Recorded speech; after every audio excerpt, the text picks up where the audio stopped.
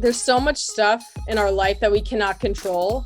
And then there's the stuff we can control, so that when we are put in a situation, we can actually enjoy ourselves and have fun, because the lack of fun is coming from a lack of preparation.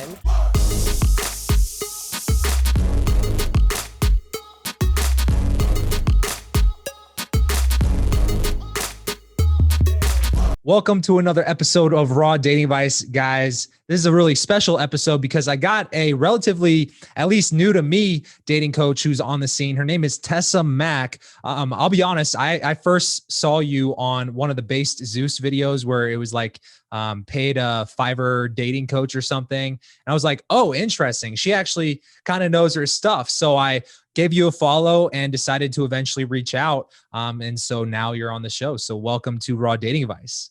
Thank you. I'm happy to be here. And that's awesome that you found me on Based Zeus. I've gotten so many interesting opportunities from that. So this being one of them. Really? Yes. Nice. What are some of the other things that have come from that? I've gotten a few like press things. I've gotten a ton of clients and some podcast requests. So yeah, really enjoying being on that channel. It's been a great opportunity. And now I've been collaborating with him a little bit as well on the back end. So that's been awesome. That's awesome. Yeah, I don't personally know him, but he seems to have a lot of things going on over there. But I was curious because when I started checking out your Fiverr profile, is that like your main place where you got your start, was doing Fiverr? Yeah, so it's currently not my main source of income, although I still have my Fiverr up, because I actually learned about once a year, I'll get like some really cool opportunity from Fiverr. So I just always have it up. Like last year, I got an audition for a Netflix show, which was so weird. Yeah. So like every now and then there's something really cool, like the Based Zeus thing or the Netflix show. So I keep that up. But the funny thing is, actually, I was the original dating coach on Fiverr. I started in 2014 on Fiverr. I just quit my job. I was selling cars at Tesla in New York City. So I was Tesla selling cars. It was my first job out of college and I quit it randomly. And for some reason, instead of getting another like real job, quote unquote, I looked at Fiverr and I just started dating coaching. I can't even say like how it just sort of happened. And I became the original dating coach on Fiverr. And now there's like a whole section on it and there's other people. So yeah, that's how it all began on Fiverr. Interesting. You started doing that roughly around the same time that I got into coaching myself. I actually dropped out of dental school to become a dating coach. And that led to me obviously starting this YouTube channel, which in reality, like you look back on it and you think, wow, you're going to drop out of dental school to become a dentist that you were already accepted into and already in, to start a YouTube channel about picking up chicks. And yeah, it sounds crazy, but you know, luckily I did, because here I am. But that's interesting that you've been doing that for almost 7 years at this point as well. And, one of the things I first noticed when I saw your profile was, I was like, I didn't know this was like a subsection of Fiverr. And I noticed immediately you're the most expensive dating coach on Fiverr as well. And I was like, now that's a competitive advantage, but being one of the other dating coaches on Fiverr probably isn't much of a competitive advantage. What have you found? Like anything like that from your experience being on Fiverr? What do you mean? Oh, with competition and stuff? Yeah. Like, what is that like? I didn't even know this was a thing. And is that like a competitive advantage that you would say is making your profile the most expensive one that we could find as like a dating coach? Well, so since my main source of income is through like the funnel I'm building, my website, my Instagram, I just have the same rates I have everywhere else. So I don't like need to be on Fiverr, but I am. So I think all the other dating coaches are extremely cheap. So there's a lot of great, less expensive options. And I'm just like, these are my prices, take it or leave it kind of thing, And so I think it does. And also when you charge more, you get a different type of client for sure. And so, yeah, it's like it attracts a different type of market as well. So I think that I'm not really interested in people who are like only willing to invest $20 into their dating life. It's like, this is arguably the most important thing you could be focusing on. So if you're not willing to invest, you're probably not going to get a lot out of what you're doing, whatever it is you're doing, like time, energy, money, all that, it takes effort and it takes intention. So. Yeah, no, that's really dope. Yeah, I guess I wanted to bring that up just because to me, I was like thinking about it. I was like, huh, maybe I should be on Fiverr. Well, I didn't even know that was a thing. Cause like usually when you think about Fiverr, like you said, the mentality is like, how can I get someone for $5? Mhm. And I think that, like you said, it kind of does help that, this isn't your main thing. So you don't necessarily need all Yeah. these people to be coming up and booking you up on Fiverr. So what are some of the, like, I think I saw another thing about like you're a consultant to a CEO of a dating app. Is that true as well? Not anymore, but I used to help with a blockchain dating app, which was an interesting experience. Yeah. So for those of you who don't know, blockchain is like cryptocurrencies, which are pretty popular right now. So that was Yeah. and I helped manage the community, and I think the most fun thing I got to do at that job is we threw a party at a 5-star French castle right outside of Paris. So that was for Wow. yeah, so that was really good. That was super fun. So what you're saying is you've been into cryptocurrency for quite some time now. Yeah, I do have some cryptocurrencies. I'm not like super in it right now, but I definitely invested back in the day. Not super back in the day. I'm not like a secret billionaire or anything, but Yeah. yes, I definitely. ironically like blockchain, that all really confused me. And so I didn't even think to look into it until like maybe March. And that was like right when Ethereum started going up. And I was like, well, I got in at kind of the right time, I guess. Yeah, no, it's so crazy. And yeah, it was a really cool opportunity. We got to meet like a lot of the Ethereum founders and all this stuff because at the time I was working for them, it was like super exciting. It was the first time that Bitcoin really gone up. So I was going to like all these crypto conventions doing for dating, and it was a wild time. It was Yeah. pretty. Yeah. The whole concept of like blockchain really kind of blows my mind. How would that have worked? Like, how does a dating app work on blockchain? Like, what is that? It basically stored all your data on the blockchain. I'll be honest, I personally don't think dating apps need to be on blockchain. I mean, it didn't in the end, it didn't work out and I moved on, but it was a cool concept and we really tried. But yeah, Yeah. basically it would store your data on the blockchain and had this special algorithm it would match you based on all this data, and it was secure apparently. So that was Because kind of the blockchain. idea. Yeah. Yeah. I Blockchain to me honestly, kind I didn't know what of, blockchain was at the time. I was just doing dating yeah. stuff and I knew these people. And so that's kind of how I got into it. That's really dope. Yeah, I guess I could definitely talk about blockchain for days because that's something that interests me as well. But anyways, it kind of reminds me of like the internet. So it's like even if it didn't work out, it's like you were pioneering a new avenue of blockchain. Anyways, so one of the things that you see a lot of people really struggling with when they do come to you on Fiverr, because like you said, I can only imagine the amount of different varieties of people that you get to talk to through that, So on Fiverr specifically, or just in general? in general, I mean, it's whatever. honestly it's kind of similar. Yeah. Some people come to me for, profile stuff. And then other people come to me for like really deep mindset blocks and like overcoming their fears. Like I have one client who gets super triggered by being rejected. It's like his biggest fear in the whole world. And I've had him, we've been practicing working up to asking people out. So he's been going out on the street and asking people to borrow $100 and just getting used to being rejected. Yeah. So I have clients do kind of fun things like that. And then I also have a practice dating business where guys can come and go on practice first Zoom dates with beautiful, interesting women, and then they get feedback afterwards on how they did. So that's been really Yeah. fun as well. And that's like something you're currently doing, right? I think I remember you mentioning something like demo date. Is that what you call Yeah, it? date demo. Yes. Okay. How does that work? The date demo? So yeah, basically you show up on Zoom and you get to choose which girl you want to go on a date with. Right now there's only 3 on the website, but we're going to have 6 in the next few days, so that's exciting. So we'll have 6 amazing ladies to choose from. You get to book your date and then you show up just like you would on a normal Zoom date, which is sort of common now with COVID and everything. And yeah, it's supposed to feel just like a first date. So if you want to like practice, except you get to practice. So it's like, oh, does this flirting technique work? Or like, what if I tried doing something like this way or whatever? You get to actually Yeah. do that. and have this dating experience. And then afterwards, like there's a whole comprehensive feedback form that goes over like your appearance, communication, the questions you ask, like the main takeaways and all sorts of stuff like that. Yeah, that's really interesting. So like on these like these demo dates, right? Do they have to fill out like a questionnaire, and then do you guys get on and give some basics, or do you like from the moment you guys start on the Zoom call, it's like as if you guys are on a date? So there's a very short questionnaire. It just asks people like, why are you excited about going on a practice date? Like, what are you trying to learn? And then how did you hear about us? So it's very simple.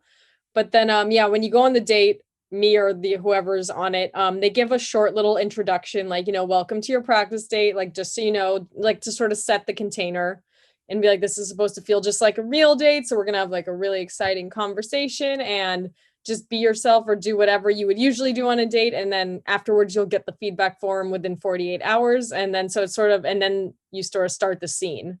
So it's like, it's really just like a normal date. There's no like coaching or anything like that. Got it. So it's legit just a practice date, and then you get like, I guess, honest, real feedback from that person. It's like the kind of thing that when you go on a date and you think it went well, but then the girl ghosts you and you don't know why, it's like, we actually give you those answers. And it's real. So it's a lot of very direct feedback. It's a lot of, I guess, tough love. It's like, it comes from a very compassionate, loving place, but it's the stuff that no one will actually freaking tell you, So it's super helpful for people. How hard do you guys really go in on these dudes? Do you like critique like their conversation choice, or do you say, bro, you need to change the hair, you need to fucking get some shampoo? All of it.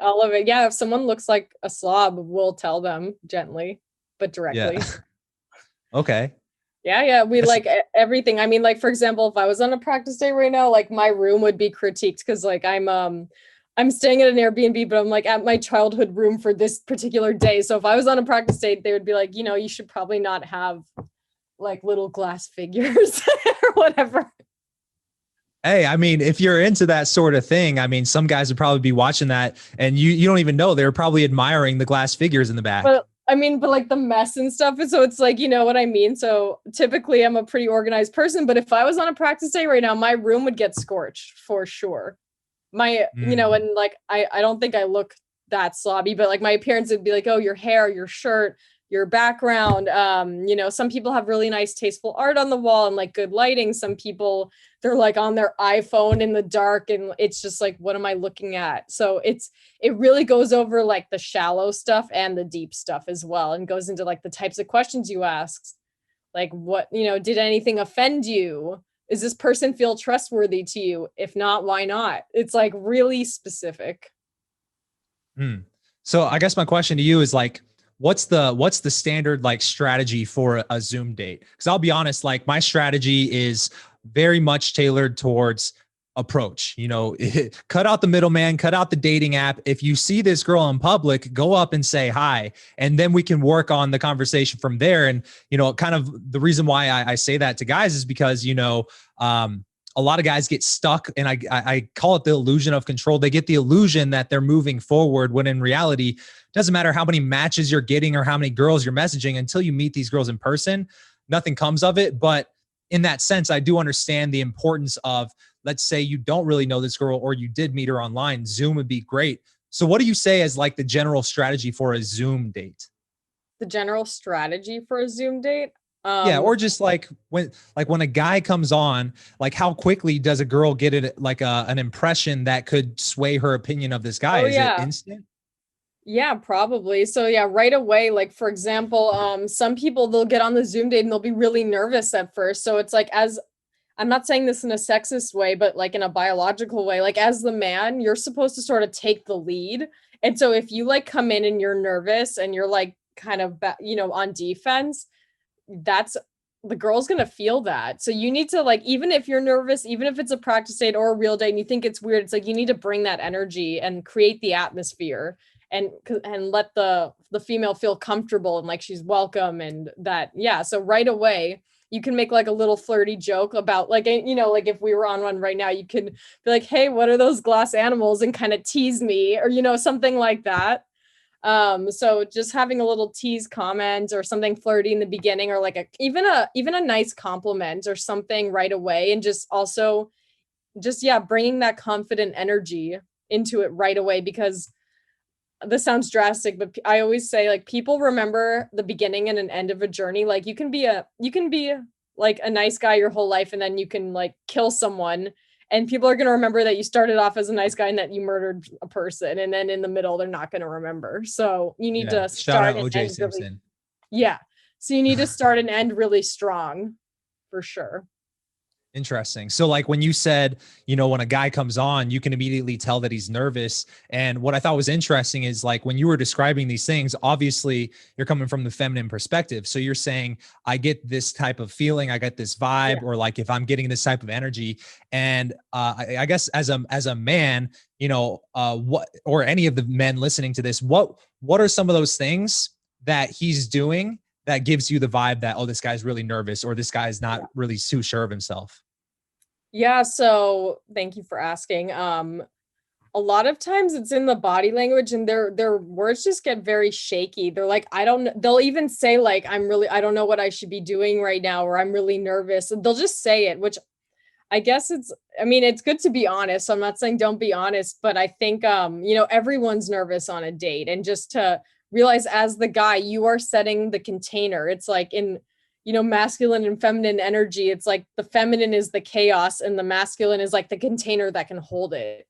So you really want to be able to create that like grounded, structured energy so that the woman can be herself and really feel welcome to express herself and be vulnerable. So if you're like not making eye contact, even on Zoom, it's like, I can tell if you're not looking at me, bro. Like, I see you. Yeah. So which is a really weird situation, because right now I'm looking into my camera, but technically my screen is here. So I couldn't, like, I didn't even notice the glass figurines in the back because I'm looking at the camera.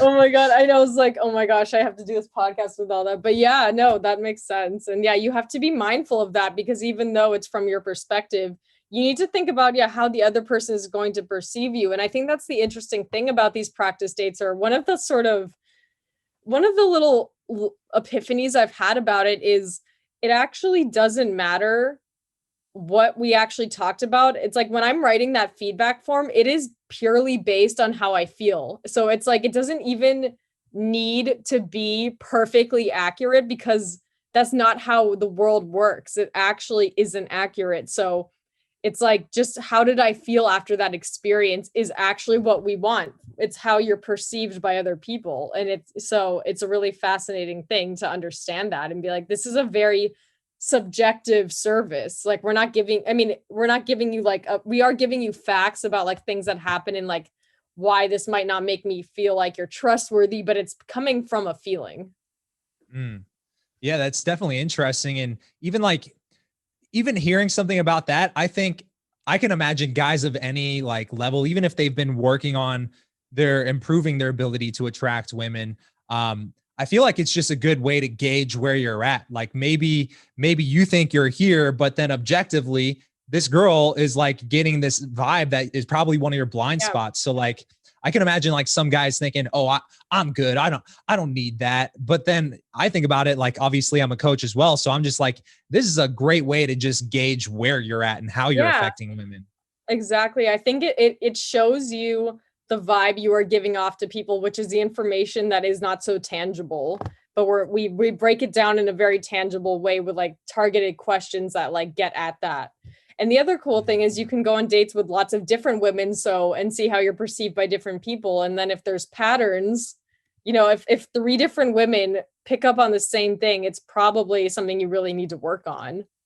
But then also just understanding that, like, a lot of guys, they're trying to do something that will like attract everyone, but you also realize through this type of thing that it is very subjective, and that some things just don't work for some people and some work for other people. But then there are these bigger patterns that when you go on you get feedback from several different girls about how you were perceived on a date, and you're like, wow, this keeps coming up. That's really something I should work on.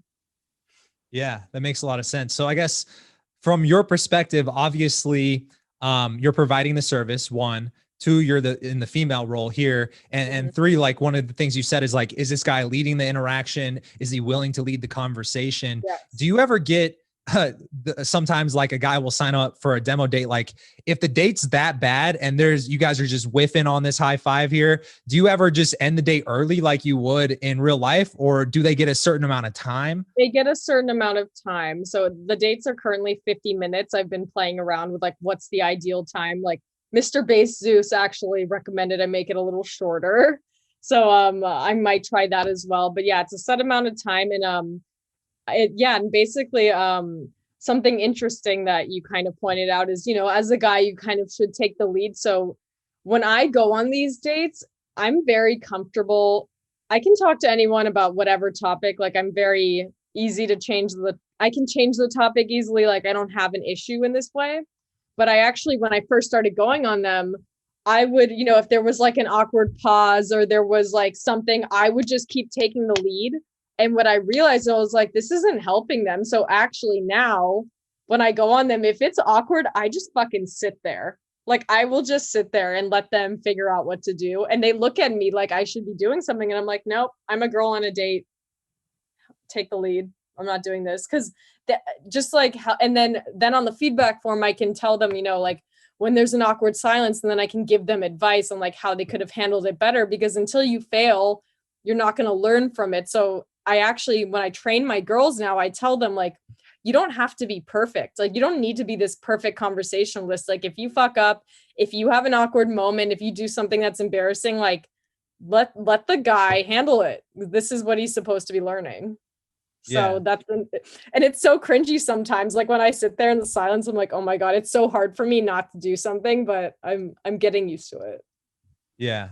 Interesting. So it's almost like just because you are in a sense practicing the date, you have to hold back on your instincts to just be like, yo, change this, do this. Yeah. And just let people fail, because that's how we learn. Yeah. Oh yeah. 100%. Because it's almost like, I feel like I can always tell if a guy's been taking a lot of action with this stuff, even if he's in one of my coaching programs or not, because of like the types of questions they're asking. And sometimes you can tell that over time, this guy hasn't done shit, because he's asking the same types of questions, or just questions that are mostly like based on theoretical rather than like, oh, I tried this, I did this, and I got this result. What would you have done instead? And so I'm curious, like on the other extreme of this, do you ever get guys that come on and they're actually pretty good, and then does this actually turn into like a real connection between one of the demo date girls and a guy in real life?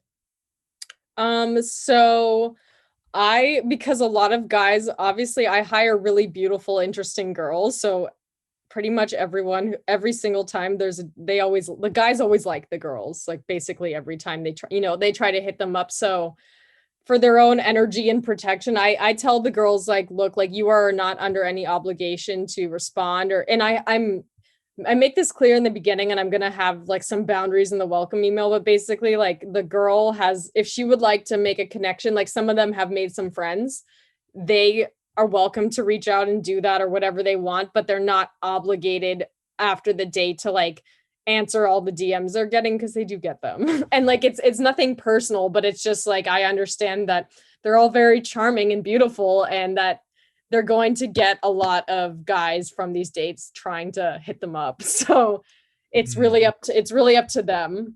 And also setting the boundaries in the beginning and letting people know, like, because I think something that comes up for the guys is like, well, does she even really want to be here? Like, because it's like, this is a practice date. It's like, she does. Like, I pick people who really enjoy talking to people, who have a nice time connecting with them. But yes, it is a job. And so they like to not, it's like your ego is getting offended by the fact that like afterwards, you're not going to be texting every second, and just to be okay with that, Yeah. Yeah. At the end of the day, these are practice dates, even if they show interest. Do you want them to show a little bit of interest if you have a certain time limit, or like, do you want them to be 100% like honest? Like if they're not feeling it, they'll let you know and they'll tell you why. Yeah, no, it's a really subjective experience. I want them to just be themselves on a date.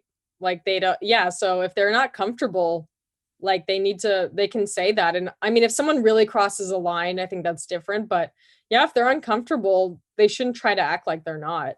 Absolutely not. Yeah. Interesting. So, one thing kind of changing gears here a little bit. I'm curious, like, obviously with guys, there's tons of male dating coaches, right? And me, I feel like one of the things that inspired me to get into becoming a coach myself was because I was that guy who struggled talking to hot girls or just girls I was interested in. When I actually liked a girl and thought I had to like do something to get her to like me, I didn't even know what flirting was or what it looked like. And so because I literally started from the bottom and now I'm here, right? Now it's like, I want to give back. And so for me, it literally came from a low moment in my life that inspired me to become a dating coach. And so I'm curious, like being a female, like what was that for you? Was it some type of experience that you had? So I actually think this is something that I've noticed is different for me than a lot of the other dating coaches is I really come from a place of fun. Like one of my core values is definitely fun. And I noticed that people like make dating this horrible chore and like with anxiety and all this stuff. And like dating should be fun. And I remember my grandma, who's almost 100 years old now, she was like, I don't know, 95 at the time, maybe. And it was on my birthday. And I usually wear really like flashy clothes and I like try to look all crazy. And I know that my mom was going to get upset with me. So I wore a really boring outfit and we go to lunch with my grandma and she's wearing like a silver leather jacket and like pants and sparkly shoes. And she's 95 and we're at lunch and this woman comes up to her and she's like, can I ask you some advice? You look like you'd give good advice. And my grandma's like, of course. And she was like, I have a date tonight and I'm so nervous and I don't know what to do. And like, blah, blah, blah, blah, blah, all this stuff. And my grandma was just like, why would you even go if it's not fun? Enjoy yourself. And she was so dead serious. And in that moment, I was like, oh my God, it was so profound for me. I was like, why are we making it this horrible thing? And so a big inspiration for the practice dating is basically there's so much stuff in our life that we cannot control. And then there's the stuff we can control. And basically what I really want for people is within our control, we should set ourselves up for success and prepare ourselves on the back end so that when we are put in a situation, we can actually enjoy ourselves and have fun because the lack of fun is coming from a lack of preparation. And so just getting everything in order with what you can control and setting yourself up for success is the key to enjoying your life and what you do. It's like, with work too, it's just setting yourself up for success and doing the work on the back end so you can actually have a good experience. Yeah, that makes a lot of sense. And I'll be honest, thinking back on my own journey and, kind of me gauging, as you were saying, having fun and stuff. What I realize is the guys who, for me, at least the people that I was going out with a lot when I was heavily going out, cold approaching every single day. I was, I'm in Arizona, so I was at the Scottsdale night scene like 3-4 times a week. And then I got into a relationship. And so I haven't had to worry about Zoom dates quite as much during the pandemic. But, one of the things I noticed is like guys who kind of fall off and then just go back to where they were versus the guys who actually hit that breaking point and then like start succeeding is just exactly what you said. It's like they have to at some point start enjoying it. Cause like for me, when I started actually enjoying it, that's when I kind of became addicted to just like, who else can I talk to? What new types of people can I meet? What would you say like to some guy who really, he wants to enjoy it. He knows that he needs to have fun, but for him, it's like so foreign, the whole concept of being good with women to where it's still like telling someone to not have anxiety when they have anxiety is like not going to help. Right. So what would you say to someone to start having more fun? What's like what would you recommend for that? So, I mean, it depends on how deep you want to go. But for example, Let's go real deep. I'm a breathwork practitioner. And basically, I don't know how much you know about breathwork, but our nervous systems are patterned based on like our experiences in our life, our traumas or whatever. So a lot of people who have high anxiety, the way they breathe is affected by that. So you actually have a dysregulated nervous system and you can actually correct this. And so I think personally, the thing that changed my life the most and why I became a practitioner. So it's sort of like with you in coaching, it was like, I just was in my way so much and breathwork was what really helped me regulate. And so I became a practitioner because I was like, I need to teach this to other people, or I need to breathe other people, not teach it, but to practice it. And basically what it does is it's like the way you breathe affects your blood chemistry, which affects your thoughts, which affect your life. So a really powerful thing about breathwork also is it bypasses the mind. So you can do breath work and if you have anxiety, it's probably because you're overthinking. Anxiety is a fear of the future. Anxiety does not exist in the present. So if you can do something where you bypass the mind to heal that, and you heal it on a body level, it actually clears out the thoughts in itself without actually having to sit there and overthink. So personally, I'm a big fan of breath work. And I say this as someone who, I don't like meditating. I feel like I should. I was in Bali for like a year and a half, and I'm like, I can't sit there. But breath work. So if you're someone who like tries to meditate and you have a hard time, I really, really recommend breath work, because it is all based on how your nervous system is regulated. And there's two branches of the nervous system. There's the sympathetic and the parasympathetic. The sympathetic is like the fight or flight. It's the go, go, go. And the parasympathetic is the relaxed state. And basically something profound that I've realized is there is just nothing quite like making decisions from the parasympathetic, like really like making decisions, doing things from this relaxed, easeful state is such a game changer. So if you can find a tool that will help you be in that state more often rather than in fight or flight mode, I highly recommend that. So I think on a really deep level where you actually can bypass your mind and your thoughts, I would super recommend breath work. And then the other stuff is ask yourself specifically, like what specifically is giving me anxiety, and really leaning into that. And which is, you know, with practice dating, it's like if you go on 20 practice dates with super hot girls, you're going to get to a point where it's not novel anymore. So it's about, I would say, like on a bodily level, but then also wearing off the novelty of whatever you're afraid of or whatever's giving you anxiety until you even get bored with it. Like if you go on enough dates with people, you could be on a date with a supermodel and not care just because you've done it so many times. But it requires you to do it with intentionality. Some people sort of just go through the motions. So you have to really like be there and actually take the feedback and do the things, not just go through the motions, because like you said, some people, they just keep doing stuff they feel like they're going somewhere, but they're not. So you really have to be in that place where you're coming at it with intention and like with goals and what you want, and actually making that kind of progress. Yeah, that makes a lot of sense. It's funny because you know, I guess what I realized did it for me was what you said just last, was like getting enough of that reference experience to where you kind of understand how things go. And then you're kind of almost just out of pure self-amusement, looking for different ways to switch it up and make it more fun for you. And I think for me, when I started doing that and actually getting better results is when I got addicted to that process. It's like, yeah, it's like thrilling. It's fun. Yeah. It's like investing in Bitcoin for the first time and then just keep pulling it down to refresh your coin base and watch it go up and down. Like you get addicted to it.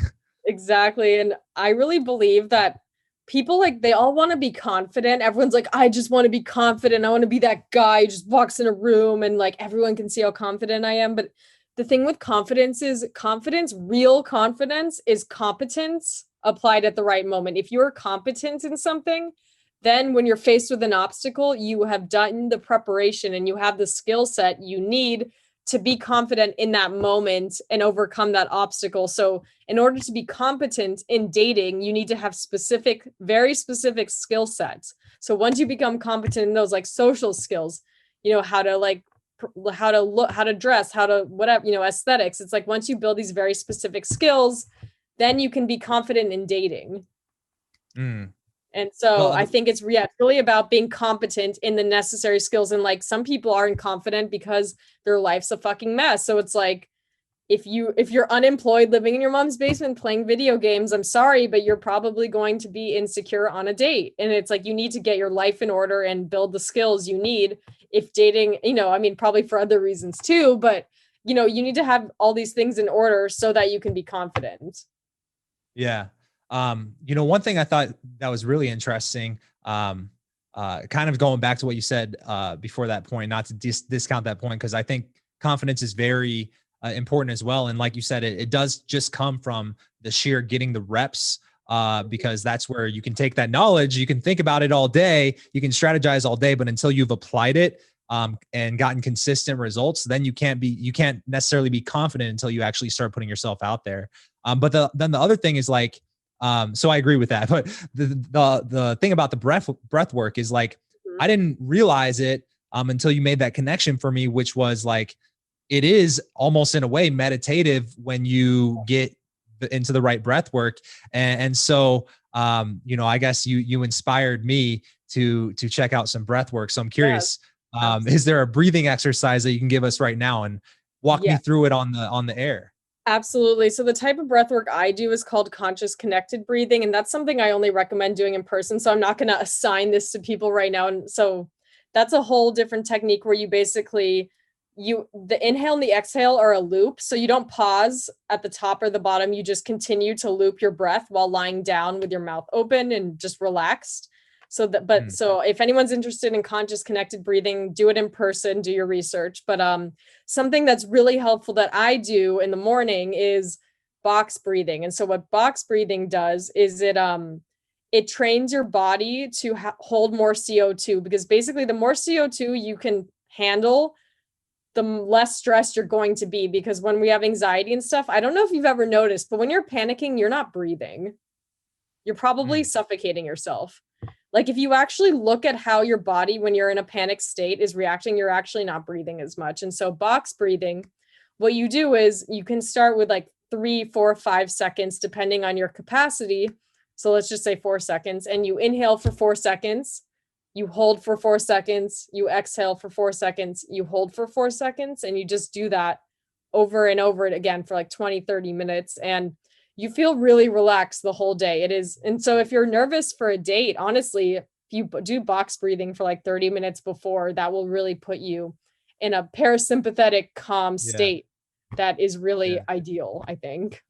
Do you feel like sometimes, so like, I guess the timing of it could work. And obviously I haven't tried box breathing, so I'm definitely going to try it tomorrow and I'll let you know the results. But if I were like trying to get on a date, sometimes I've found that even for myself, if I'm like at my computer all day with, coaching clients, having a business online, it requires you to be at a computer most of the day, right? So if I've been working all day and I've been sitting and I probably haven't even been speaking a lot all day, wouldn't I like, sometimes I like to like amp myself up, right? And listen to music. If I did box breathing to kind of calm the nerves, would it make me so calm to where I'm like low energy on the date?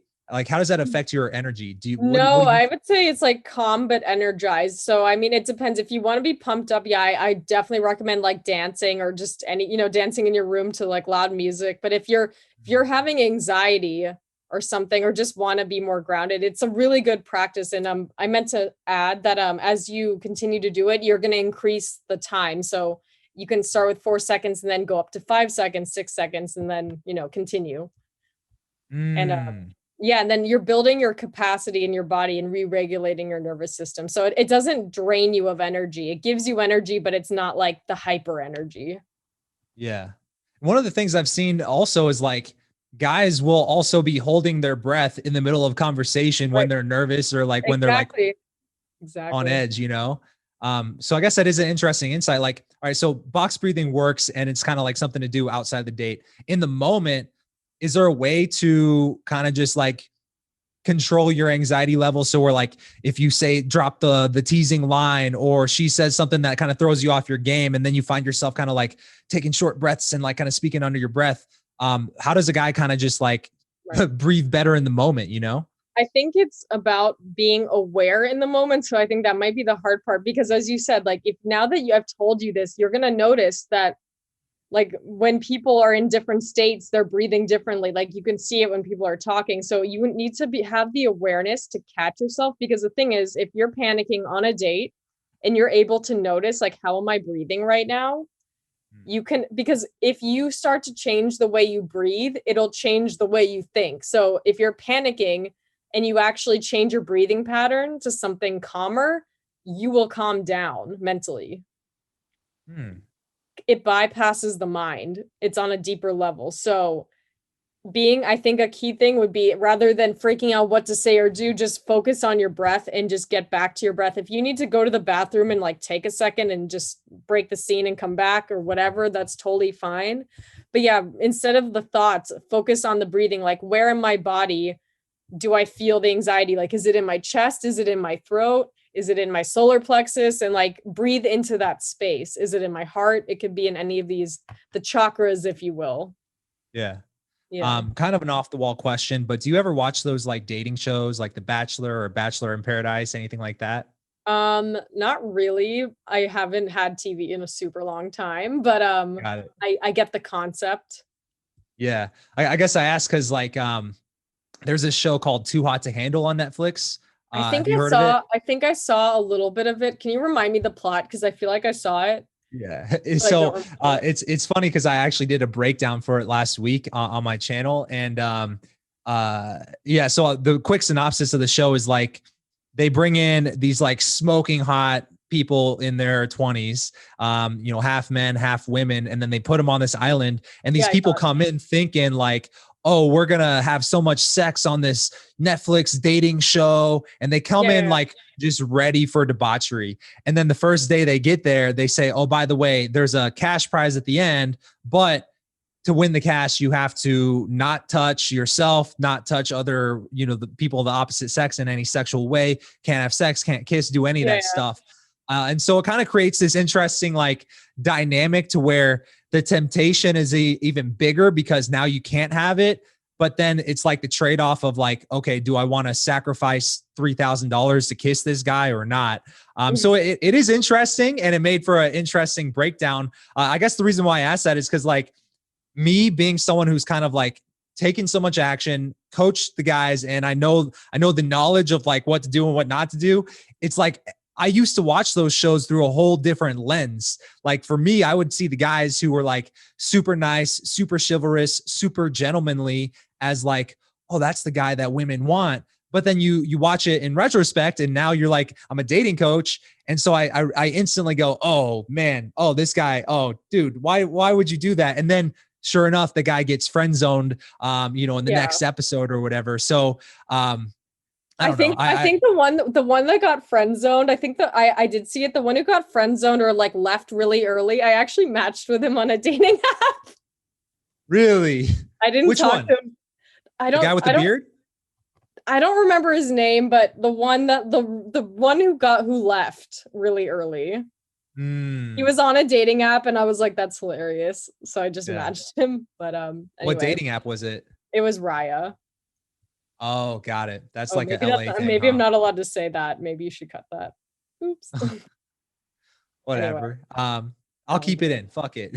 Apparently I'm not cool enough to be on Raya. well, I don't know Is his that just name an LA anyway. thing? I literally don't know his name, so I guess it's fine. Yeah, all But good. yeah, I get what you're saying though. Like the thing with it's being a nice guy isn't actually being nice. You're like if you actually take the sex appeal out of doing nice things for people, like holding the door open, Yeah. stuff like that, or like serving someone or doing stuff for someone, you're actually when you take the sex appeal out of that, you just get a butler or a servant. Sorry to be Yeah. direct about that, but you know what I mean? So it's like and I think a lot of guys, they think that that's the only way they're going to be needed and be loved. And so they basically turn into servants without the sex appeal. So Yeah. they just end up and then that becomes their role that girls are used to. And then they get stuck in this loop. Do you think girls recognize this and then use it to their advantage, like consciously? Like they'll keep guys around who are like super just like subservient and will like do things for her just for the I sake of mean, like, yeah, sometimes for sure. I mean, okay. sometimes they genuinely do like having them as friends. I think a lot of these girls, I think they have an awareness that the guy likes them and is never going to do anything about it. Mm, But yeah, yeah. some people probably do for sure. And I'm not saying that's a good thing, but I mean, yeah, some of them definitely know. Hey, it's the reality sometimes, right? I mean, it's like, and because guys like learn like, oh, if I'm useful, they'll keep me around. And then to the guy is like, well, this is my most high value friend because she's the hottest. So I need and they connect their value to how hot she is. And so they just keep serving her and doing stuff for her. Yeah. Yeah. I think that was an interesting distinction you brought up as well, is like, just because you're being nice doesn't mean that that's bad. It's just nice without the sex appeal, as you put it. Right. And so I guess the way I kind of think of it is like, when I look at these interactions on this Too Hot to Handle as an example, right? the main difference I see between the guy who like the girls are chasing and the guy who the girls are friend zoning, and obviously there's more girls or more guys getting friend zoned than there are guys chasing. Well, it's or guys getting chased. The guys who were getting friend zoned on the show, those were guys who were, like you said, they were being nice, but they were serving just for the sake of like trying to get something in return. The reason that this is also not nice is it's actually extremely manipulative and passive aggressive, because you're not actually, because you're only there because you think she's hot, and you're being manipulative because you don't have the security to be direct and just ask for what you want because you're afraid she'll abandon you. But is that even a real relationship if the only reason you're there is because she's hot and you're manipulating her into sticking around, and then she's sticking around because you're doing stuff for her and she knows that you like her and that you're never going to say anything. And so it's a very manipulative, fucked up thing, and it's not nice at all. Yeah. It's very indirect. Yeah. It's deceiving. It's dishonest. So it's not nice at all.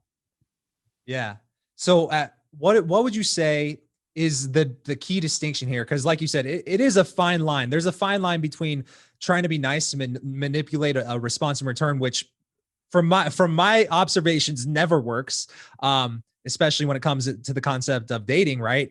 But there's also a key distinction between like being the nice guy and just being a nice guy who can get girls. So what is that line there? I mean, I don't think it's bad to be nice, but I think if you're doing something like from the kindness of your heart because you genuinely want to, versus what am I getting from this? It's like if someone gives you a gift, but only because when they give you that gift, it comes with a bunch of strings and obligations. And like, is that really a gift? You know what I mean? So it's like, are you doing this from a genuine place, or are you doing it? I guess a good way to distinguish it is this coming from my ego or is this coming from my heart? Like, what is this serving right now? Yeah. No, totally. I get you on that. It's like, I guess the way I like to think of it in my head is like, it's the nice guy versus the gentleman. Like the nice guy, like you said, he does things in a manipulative way to get a response in return, but it's almost like the other guy, maybe he can hold a door open or like, pull out a chair or whatever, but he's doing it as like an expression of like, hey, I'm having a good time here. So we're all going to have good time, good vibes, but it's like, not to get something in return. Yeah, it's like if it's because you enjoy being courteous and you open doors for people, but you're not like I'm doing this to be a nice guy. It's like, it's the energy you're bringing through with this action. It's the same action, but it's a different energy, and girls feel that. Just like with the practice dating, it's all about how the person makes you feel. So it's not just what you're literally doing, but the energy you are bringing through when you do that thing that really matters.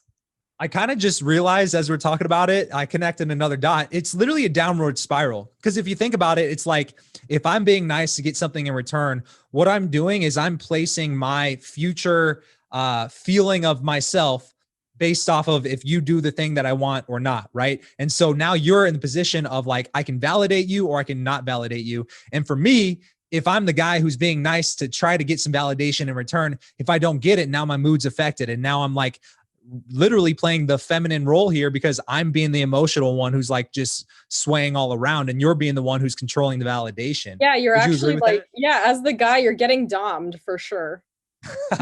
Like he totally. You're like that dude from Pulp Fiction who's just getting railed in the butt. Yeah, it's like you're getting dommed. Yeah, I actually have. I have. Yeah, I know. Oh my God, so true. And it's like, it's like, it's not bad to be submissive, but I think that, as the guy, you don't need to be like that dominant, like muscle guy, but you need to be dominant in like, if you are like the nerdiest person in the world who likes feminine things, but like own it. It's about ownership. It's about self-ownership. It's not about like the specific activities you're doing, but like letting people energetically dom you and just serving them. Yeah. Like that's not attractive. I mean, there's some niche kinky BDSM stuff that's into that. But like, besides that stuff in regular life, it's not girls are not looking to dom someone into serving them all the time. That's just not hot. And I think so. Yeah, it's like guys, there's no sex appeal in it, and that's the thing, guys.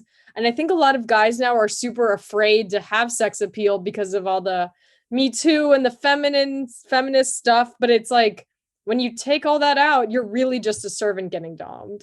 So Yep. You're just getting railed in the butt. It's funny. What was that term that you were calling it? It's uh, like, damn, I forget it. What I usually refer to these guys as is like, I say you might as well be a dickless Ken doll. You were saying they're a servant, they're a butler, Yeah, it's right? like So it's like the serving, same yeah, thing. holding doors and doing errands for people. If you take out the sex appeal, it's just being a butler. Yeah. Who's all smooth down there, like Ken himself. Yeah, pretty much. Um, So what are some of the other things that you see guys make? Cause like mistakes, cause we've talked about kind of just, not being nervous and like being able to control your nerves. And then you talked about Mhm. like starting and ending things on a positive note, cause that's what we generally tend Yeah. to remember. What's like another big one where you're like, Oh, guys, what are we doing here? okay. I think I would actually say the biggest thing for me that I've noticed across the board with like the feedback forms with me and the girls, and just, I mean, because this is something, yeah, I'd say the biggest thing is people don't ask good questions.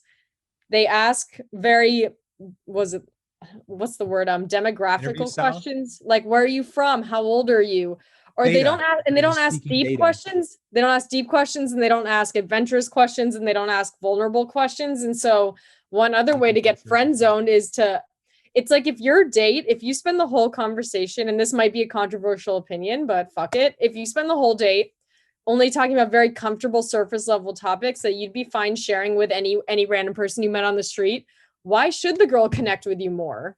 Like what, why, Yeah. like if you're not willing to be vulnerable and share something deeper and also ask and be interested in asking her deeper questions, it's not going to go anywhere because there's no substance.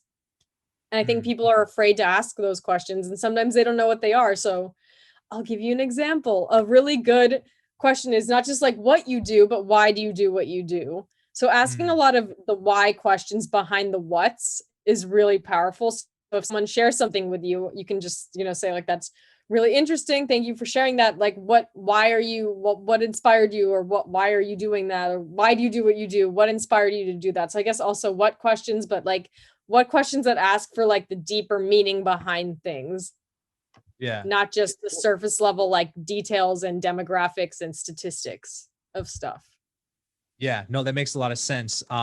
I came up with an acronym for you as you were saying that, Okay. because you were like deep, adventurous, vulnerable. So you should call it diva questions. So deep, intriguing, vulnerable, and adventurous. Oh my Be a God. diva with your questions. New branding. I love Yeah, it. there you go. Yeah, people ask shitty questions and then they get shitty answers. Yeah, no, It's that 100%. simple. Yeah. What were we gonna say? I didn't mean to cut you off there. Oh no. And I mean, I think that's the part also on the date where I've had to navigate, is like when guys are doing that, I would start asking all these deep questions. And then now I'll go there a little bit, but I hold back. Like I let them drive. So sometimes it Mm. ends up being really surface level. And that's Yeah, the no, that problem. makes a lot of sense. The other thing I was going to ask you about that is like, if we're asking deep, Diva vulnerable, question. adventurous questions, invigorating questions, Mhm. I feel like I've definitely experienced, and I've noticed when I coach other guys as well, like, is like, if you go too deep too early, sometimes it kind of just tends to stay there, and then it kind of takes out the sexual tension aspect of it. So how soon should a guy be asking, why do you do what you do? Is this more for a date type setting? Like, I don't know. I just feel like generally, if I were to cold approach a girl at a random place, even if it's a party, if this is like the first 1 or 2 minutes, I don't know. I feel like the receptiveness to a question like that might not be there. What do you think about that? So yeah, I was talking specifically about like dates that people have planned. When going up to people, I think one way that I really enjoy is, it's like if you make a funny comment about something that's happening in the surroundings. Like I'll give you an example. Say that you're at the bar and like there's a really sloppy guy next to a girl, and you go up to her and you're like, "Hey, he's going to make a great ex-husband one day." If like, I think something kind of silly and more lighthearted is a good idea. Just making like a humorous observation of your surroundings is a great way in. So having something to talk about, like a prop, I guess, essentially. And but yeah, I see what you're saying. I am weird and I like deep questions. I get bored really fast if they're not deep, but I do understand that that's not for everyone. And I think my favorite way or the best way is to have a prop to talk about so that you could use your surroundings as something to comment on that's funny and that you can laugh about. And then, you don't even need to get someone's name for the first 5 minutes. Like you can have like a fun, like flirty teasing conversation and then be like, oh my God, what the fuck is your name? I didn't even catch that, Yeah. No, I totally agree. Like one of the things that I feel like we definitely agree with, our common point is like just doing anything you can to make the conversation more interesting than just like, what are you from? Where are you from? What do you do? Like the data seeking type of questions.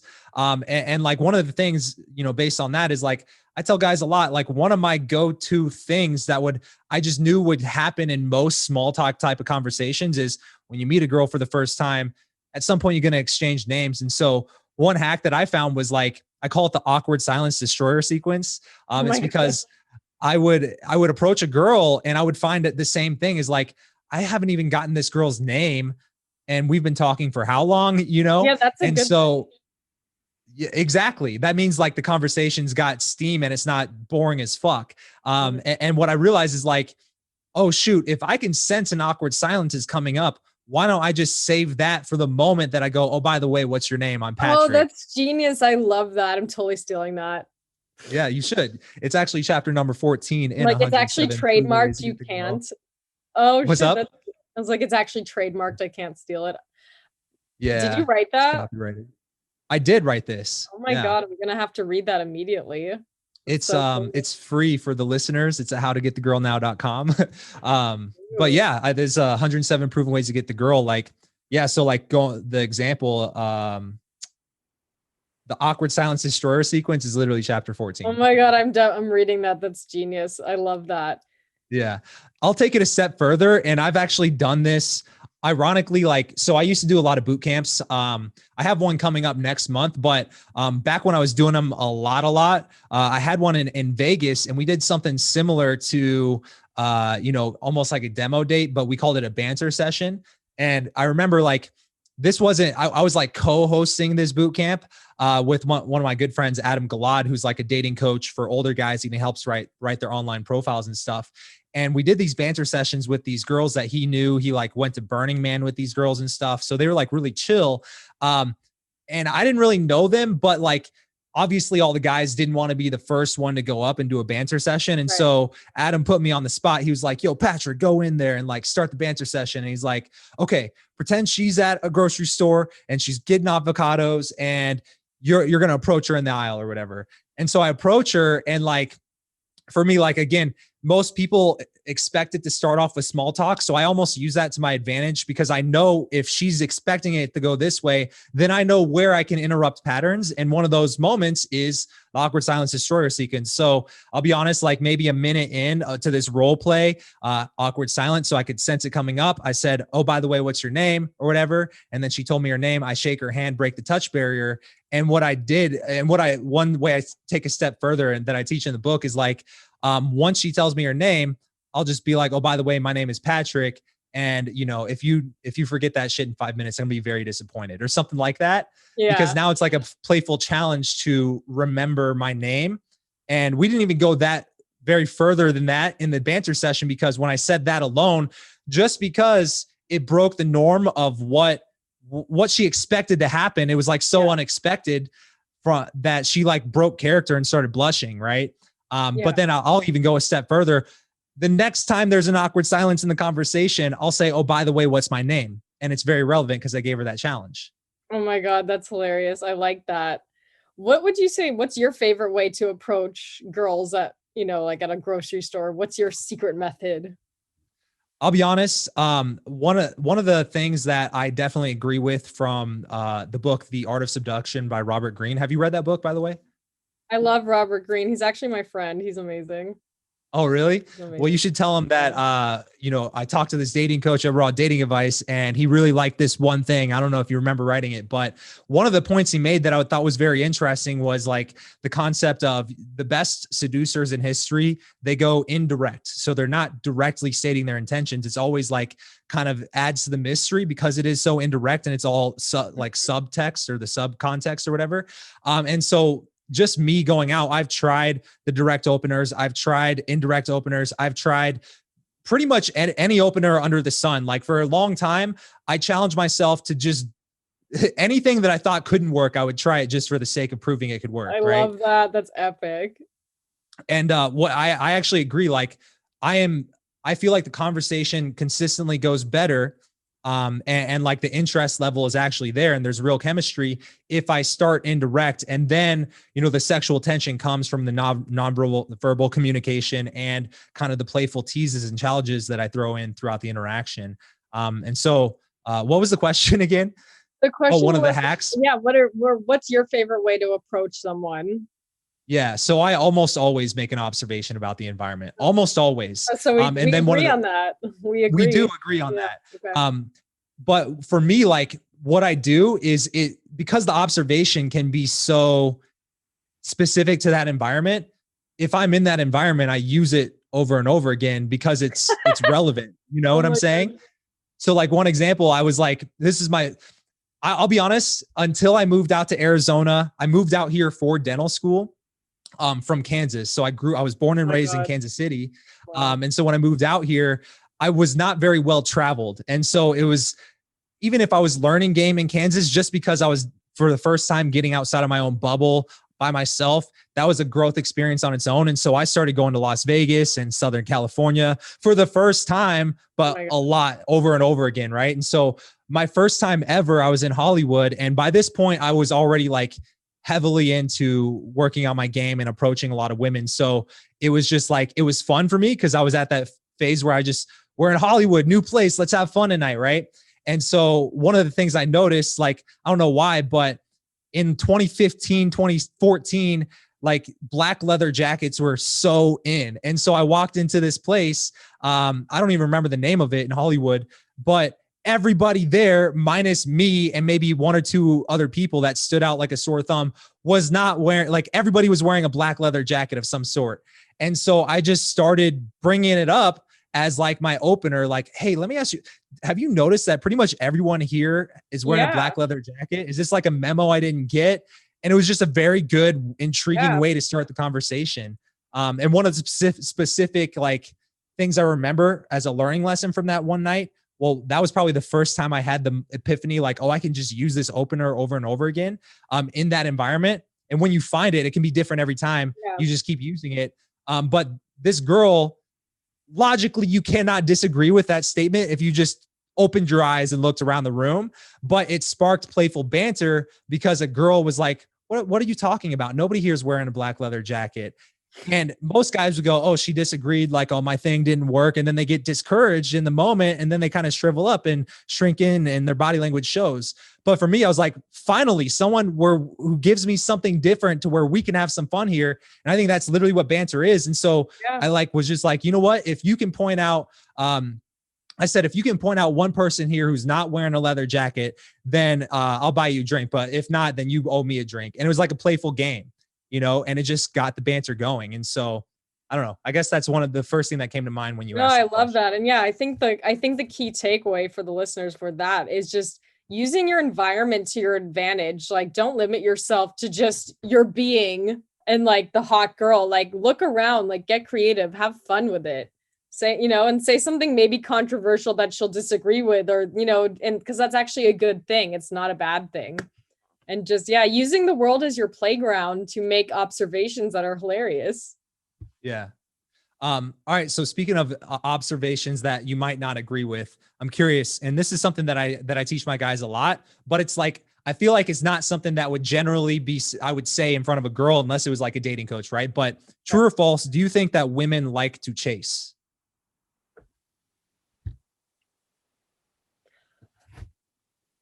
I think, okay, I think some like it depends what they're looking for. I think it really depends where they're at in their life, and it's specific to the person. There Yeah. is kind of a thrill, I suppose.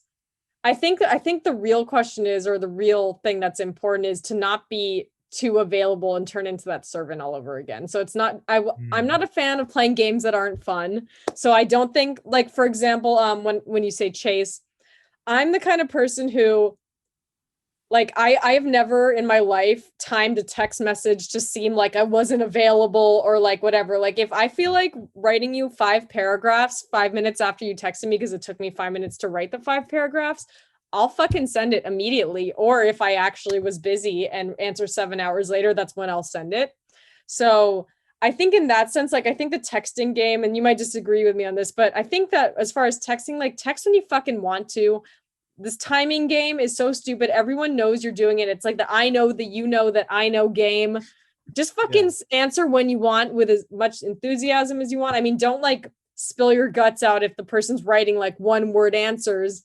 But I think, like, again, coming from a heart space rather than an ego place, and like answering when you want to, actually Yeah. expressing yourself is, so in that sense, I'm not a fan of the chasing thing. But I think also the real question is more around, are you being overly available and overcompensating to try and getting her to like you, and betraying Mm. yourself in the process in order to do that? So it's Yeah. about having boundaries.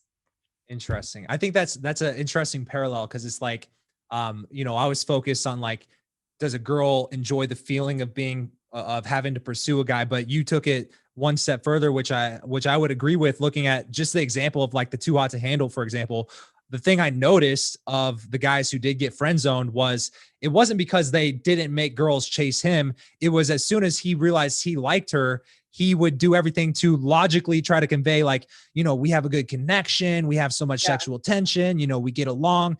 And now he's like, he's almost in a way chasing her verbally because he's trying It's to show, convince her that there's yeah, something there. show don't tell, I think is, and I think now that I've reflected on it with the chasing thing, I think it's about, wait, I just had a brain freeze. Hold on.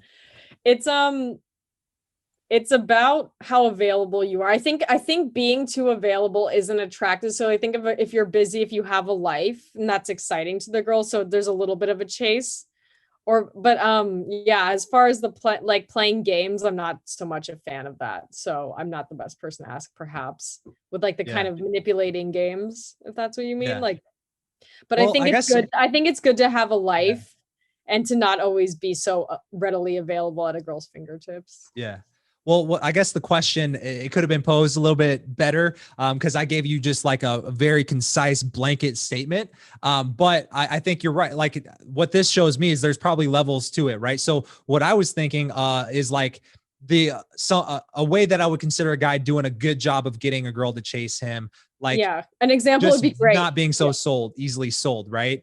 But then the other example, which you brought up, was like, am I going to intentionally take forever to respond just so Right. she's the one who texted me back sooner or first? And then I also think the other parallel, which is also equally as bad and seems even more try hard, which is like the guy who's at the party and he's like too cool to like show a smile, and he's just standing there with the drink in front of his chest and he expects girls to come up to him.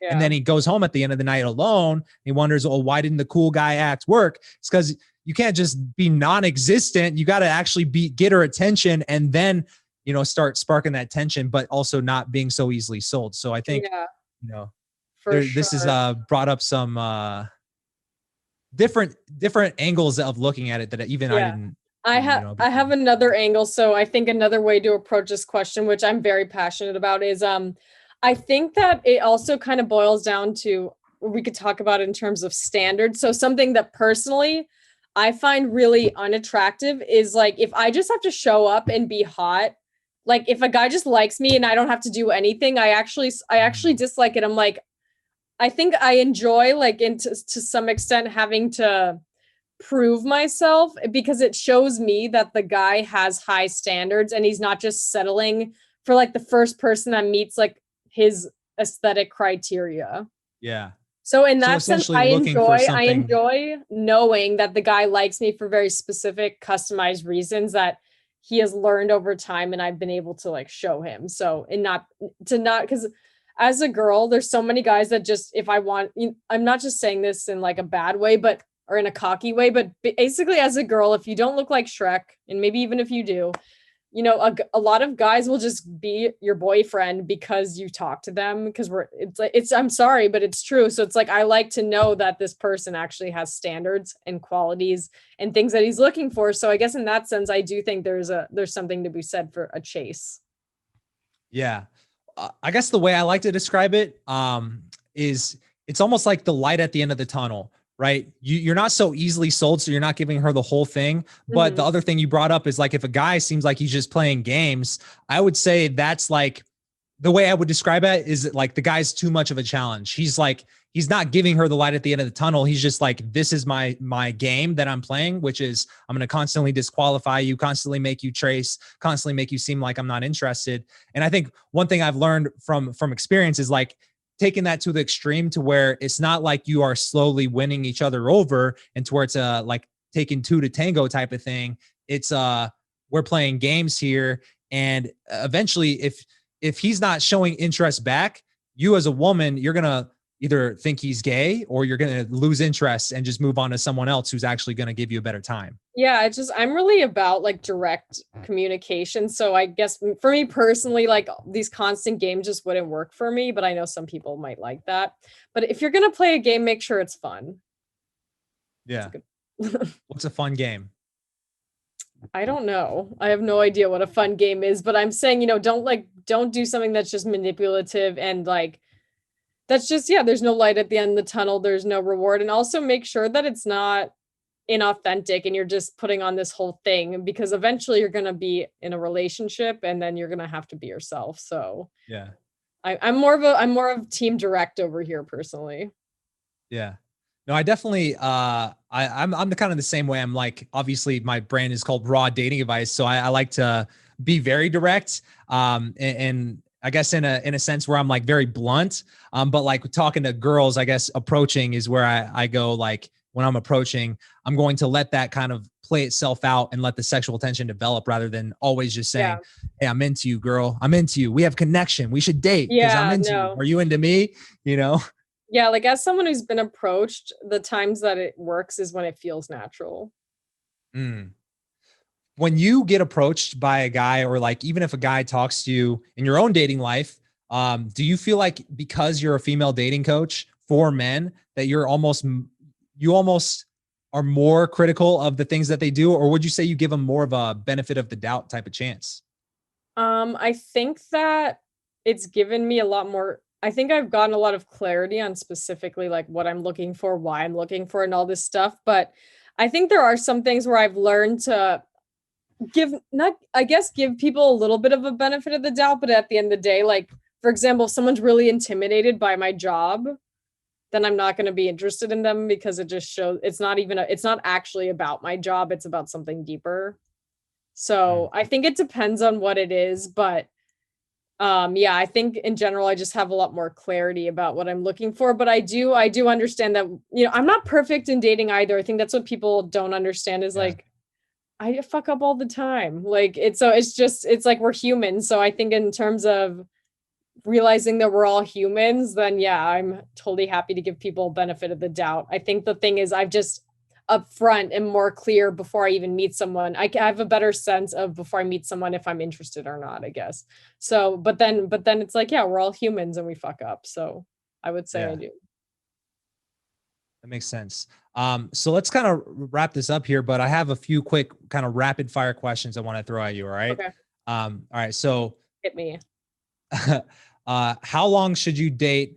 And you can choose to give as in-depth or as shallow of an answer as you want. How long should a guy and a girl generally be dating before it becomes a relationship? I think that depends on the two people, to be honest. Okay. Who should bring up making it a relationship? Do you think it's a thing where a guy should come to that moment and like say, will you be my girlfriend, or vice versa?